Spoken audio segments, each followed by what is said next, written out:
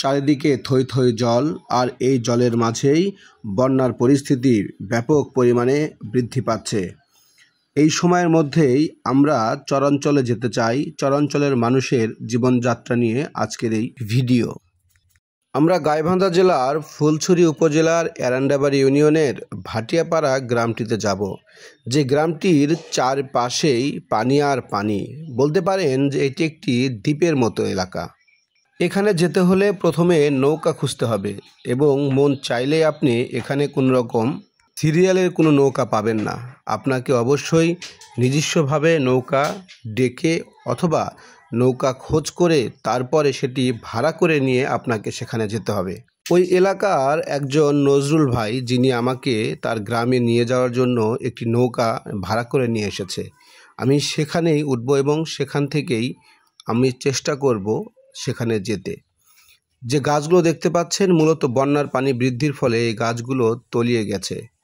এই এলাকায় বন্যা বিপদ সীমার উপর দিয়ে প্রবাহিত হচ্ছে, যার কারণে এই এলাকার নৌকা ঘাট ছাড়া যে কোনো স্থানে নৌকা ভিড় করছে। আমরা যাওয়ার সময় দুইজন লোক যারা ওই পারে যেতে চাচ্ছিল, তারা আমাদেরকে অনুরোধ করে তাদেরকেও নৌকায় নেওয়ার জন্য। আমরা তাদেরকে নিয়েই নৌকায় বসলাম এবং নৌকা দিয়ে যাচ্ছিলাম। নৌকায় যাওয়ার সময় বিভিন্ন গ্রামের যে বাড়িগুলো রয়েছে সেগুলো দেখতেছিলাম। এই বাড়িগুলোর মাঝখানে সব কিছু তলিয়ে গেছে, এবং ফসলি যে জমিগুলো রয়েছে সেই ফসলি জমিগুলোও তলিয়ে গেছে। আমরা নজরুল ভাইয়ের সাথে কথা বলবো আর জানতে চাইবো যে বর্ষাকালে এই যে এলাকার মানুষ রয়েছে চরাঞ্চলের, তাদের জীবনযাত্রার কি অবস্থা হয়। আসলে বন্যা বর্ষে আমাদের এলাকার মানুষের অনেক দুর্ভিক্ষ, অনেক কষ্ট করে জীবনযাপন করে, চলাচল যাতায়াত ব্যবস্থা অনেক সমস্যা। যেমন অনেক সময় খাওয়া থেকে বর্তমানে খাওয়া নাই, মানে ব্যক্তিগত যাদের নাও আছে তারাই পার হতে পারে। আর সাধারণ মানুষের অনেক সমস্যা। একজন ডেলিভারি রোগী দেখা যাচ্ছে বিনা চিকিৎসা সে মারা যাচ্ছে, সে হাসপাতালে পৌঁছতে পারতেছে না, নৌকার অভাবে বা যাতায়াত বা পানি বা যাওয়ার এই সমস্যার কারণে। এরা মানে ইমার্জেন্সি রুগী সেই রুগী কিনা আমরা হাসপাতালে যেতে পারতেছেন। দেখা যাচ্ছে উনি রাস্তায় মানে মারা যাচ্ছে, বা নৌকার ভিতরে মারা যাচ্ছে, বা আমরা একটু ইয়েতে নিয়ে যে মারা যাচ্ছে। এইভাবে আমাদের জীবনযাপন চলছে। আমাদের চরাঞ্চলের মানুষ অনেক কষ্ট, অনেক দুর্ভিক্ষ।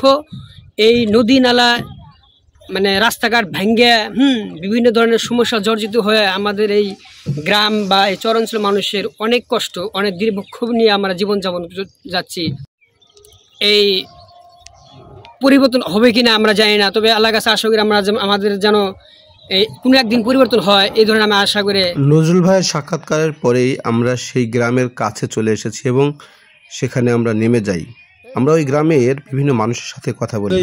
আগে বই থেকে হিনে আমাদের ব্রিজে সকাল বাজার, আগলার চর, ডাকাতিয়ার চর, মন করছে জায়গা যায় যেখানে এই যখন সাকুয়া পারা জমগা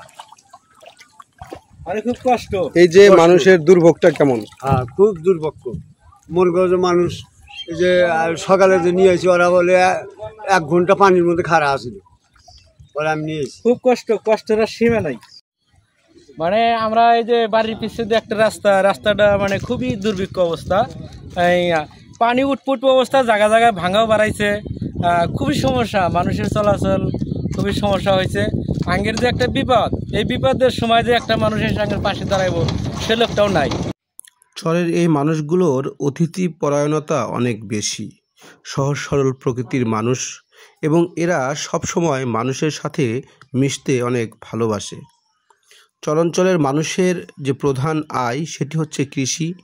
এই কৃষিতে তারা অনেক সময় ব্যাপক ক্ষতিগ্রস্তর শিকার হয় বন্যার সময়। বন্যা, খরা, প্রাকৃতিক ঝড়ের মধ্যেই তাদের জীবন পথ চলা। এভাবে চলে তাদের জীবন। আশা করি সবাই মিলে শান্তিতে প্রাকৃতিক দুর্যোগের